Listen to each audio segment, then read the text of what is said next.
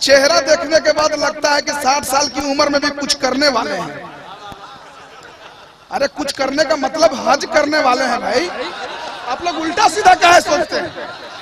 ये अजब बात है भाई। नारे तकबीर, नारे रिसालत, तबीब आलम तबीब।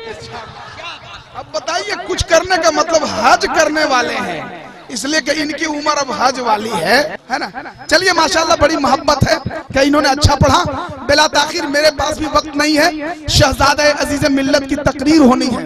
एक बात मैं आप लोगों को बता देना चाहता हूं, पेशगी। बहुत तकरीरें आप सुने होंगे, बड़े बड़े खुतबा, बड़े बड़े मुकर्रिर को आप बुलाए होंगे, एक से एक हंसाने वाले, रुलाने वाले, सुलाने वाले खतीब आपने सुना होगा, देखा होगा।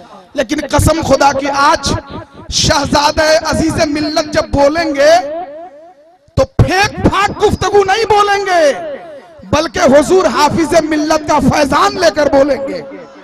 हुजूर अजीज मिल्लत का शहजादा बनकर जिम्मेदारी से बोलेंगे, और जो भी बात बोलेंगे वो सबूत के साथ बोलेंगे, कुरान और हदीस की रोशनी में बोलेंगे।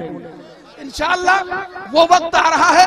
हजरत से पहले एक शायर को अब आप सुन लीजिए, उसके बाद हजरत की तकरीर होगी और फिर मुशायरा शुरू होगा, जो निस्फ मुशायरा बच रहा है हमारे। देखिए खुर्शीद तलहा साहब, कसम खुदा की, आला हजरत का सदका खा खा कर इतना खूबसूरत हो गया है कि गौर से देखिएगा तो आपकी बीनाई बढ़ जाएगी माशाअल्लाह।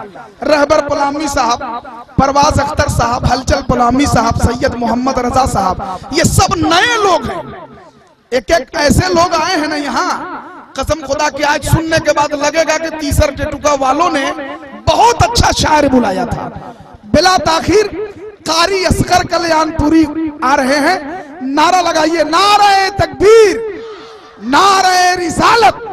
इनकी हर तदबीर होती है मुअस्सर। देखिए आईना देखा है, आईने का जौहर देखिए।